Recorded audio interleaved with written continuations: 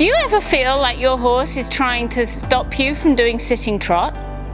Well, I've got a few really good tips for helping you to get your horse to help you sit the trot rather than to push you back out of the saddle. He's bred, but he's quite short in the back, so he is quite difficult to sit.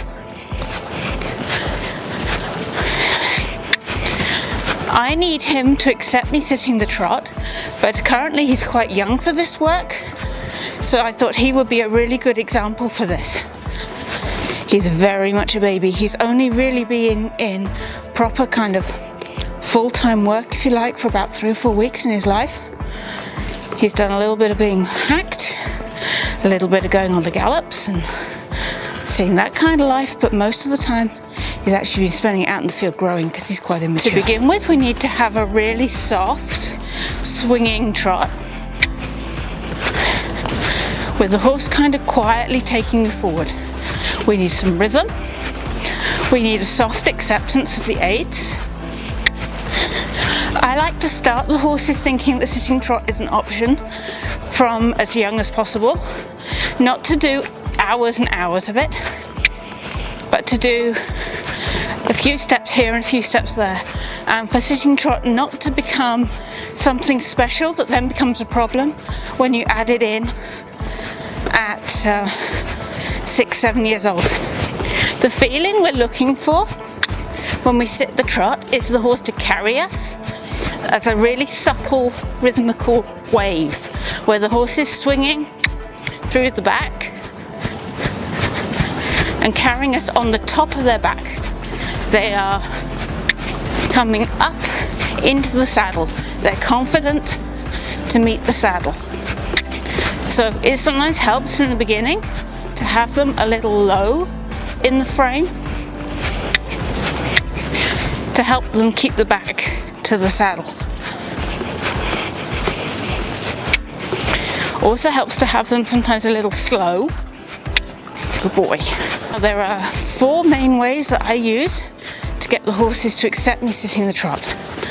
The first one is we do walk trot transitions, and we sit for a few extra strides. This isn't the method I use particularly with him, but it is a way that works with a lot of horses, so I'm going to show it. My stirrups are quite short for sitting trot, good boy, because I want to be able to get up off his back. I don't want to be sat heavily with all the weight on my seat bones. I want to be taking a little bit more on my leg. Good boy. And let's see if we can go trot now. Hey, hey, hey, come on, just relax a little. There's a good boy. There's a good boy. And then we rise. Come. When I go rising, I want a little bit more energy. And then when I sit, I'm going to sit a little bit quiet, use my voice. I want the horse to relax a little, let me swing through. I want the horse to swing. I want my hips to swing. I'm going to go rising. A little bit more energy. Rising with energy. Pigeons are not helping us. Good boy. And then I'm going to sit. Try to keep my hips swinging. Try to keep him light. Good boy. Good boy. Contact is light. Good boy. And then I'm rising again. Get some energy again. Come. A bit fresh. Good boy. And then let him stretch. Good man. Whether you call it rising or posting, it doesn't matter whether you're on the right diagonal or the wrong diagonal. For this work, you just want to be on whichever one you come up on, and then you sit again. Get the horse to take you. I find sometimes using my voice at this point. Come, good boy.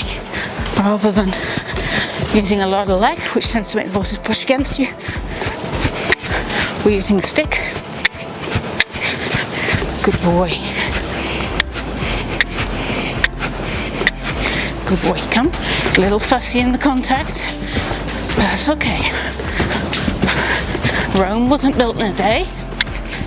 To go canter, and then I'm going to let him drop into trot a little, and I'm going to sit. Ooh. And I'm going to sit quietly and wait for him to relax. And it's not got as much swing as I'd like at the moment, but he's not firing me off his back. He's not tense in his back. My contact is very light. I'm carrying myself. He's carrying himself. There's a good start. Good man.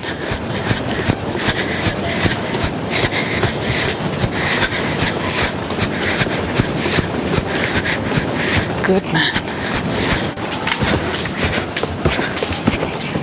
Good boy.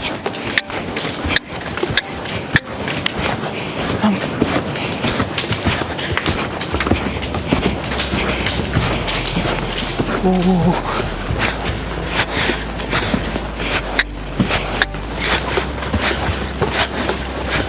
There we go, good man. Towards the end of a session is always a good time to do your sitting trot, when the horse's back is at its most sort of optimum softness. Good man. So, a really good way of doing it, if you don't find that the walk trot transition helps you, you can do it canter trot.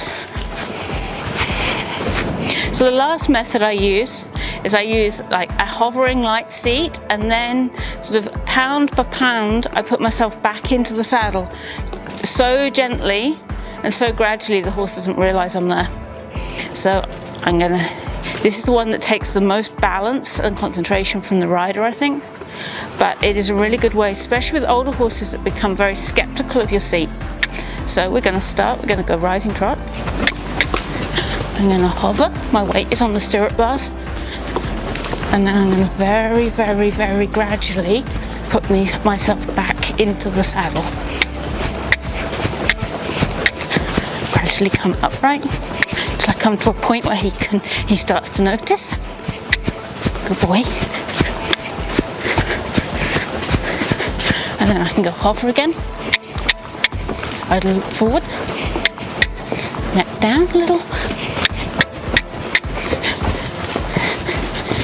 and then I start to bring my weight back onto my bum, take a bit more on my thighs, more on my thighs, a bit more on my thighs, onto my seat, until I'm back sitting where I want to be.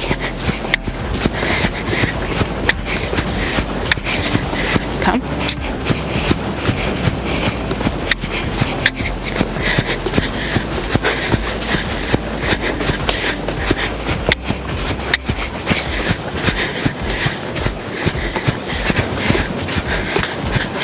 There we go, good boy.